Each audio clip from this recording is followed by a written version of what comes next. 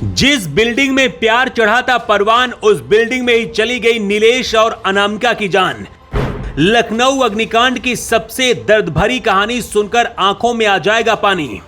लखनऊ अग्निकांड में 15 लोगों की जान चली गई। इस हादसे के बाद तमाम तरह के सवाल उठ रहे हैं कि आखिरकार ऐसे हादसे क्यों नहीं रुक रहे हैं।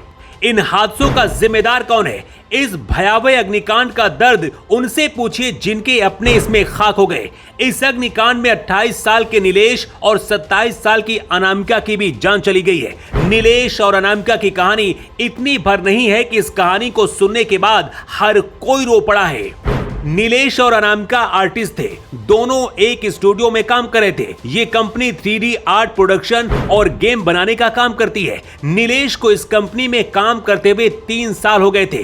फिर अनामिका ने इस कंपनी को ज्वाइन कर लिया। अनामिका कोलकाता की रहने वाली थी। साथ काम करते करते दोनों में बातचीत का सिलसिला शुरू हुआ और फिर दोस्ती हो गई। धीरे धीरे वक्त गुजरता रहा। नीलेश और अनामिका की दोस्ती इस दौड़ते वक्त में प्यार में बदल गई।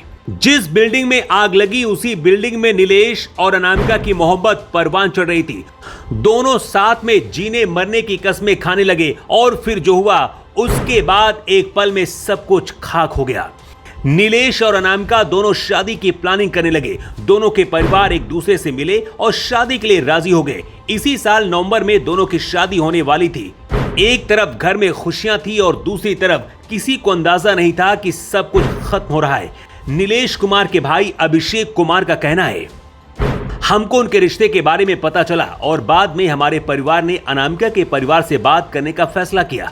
हमने उनको अपने घर बुलाया। अनामिका के परिवार में 4 लोग थे, जिनमें उनके माता पिता और भाई कोलकाता से लखनऊ हमारे परिवार से मिलने आए थे। दोनों परिवार शादी के लिए तैयार हो गए और शादी की तैयारियां लगभग पूरी हो गई।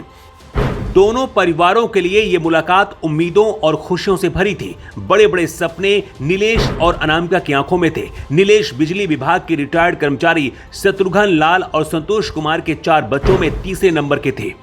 पहले मीडिया में दिखाया गया था कि इस इमारत में एक कोचिंग सेंटर और एक लाइब्रेरी थी, लेकिन बाद में नीलेश के घर फोन बजा। ये फोन मुर्दा घर से आया था, जिसमें नीलेश की मौत की जानकारी दी गई। परिवार को पहले तो यकीन नहीं हुआ, लेकिन उसके बाद जब पता चला कि इसी बिल्डिंग में नीलेश का ऑफिस था तो परिवार पर दुखों का पहाड़ टूट पड़ा। नीलेश की डेड बॉडी को आसानी से परिवार वालों ने पहचान लिया। नीलेश की मौत दम घुटने से हुई थी। नीलेश के बगल में उसी मुर्दा घर में एक और डेड बॉडी थी। जैसे नीलेश के परिवार वालों की निगाह उस पर गई तो पैरों तले जमीन खिसक गई। ये डेड बॉडी अनामिका की थी।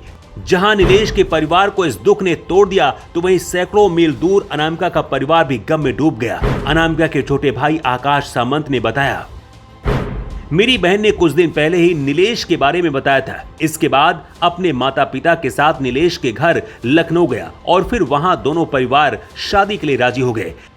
नीलेश और अनामिका का परिवार गहरे सदमे में है। दोनों एक दूसरे के साथ जिंदगी नहीं जी पाए, लेकिन एक साथ दोनों इस दुनिया को छोड़ गए। लखनऊ का ये अग्निकांड अपने पीछे जहां कई सवाल छोड़ गया, तो वहीं ऐसे कई जख्म भी दे गया जो ताउम्र भर नहीं पाएंगे।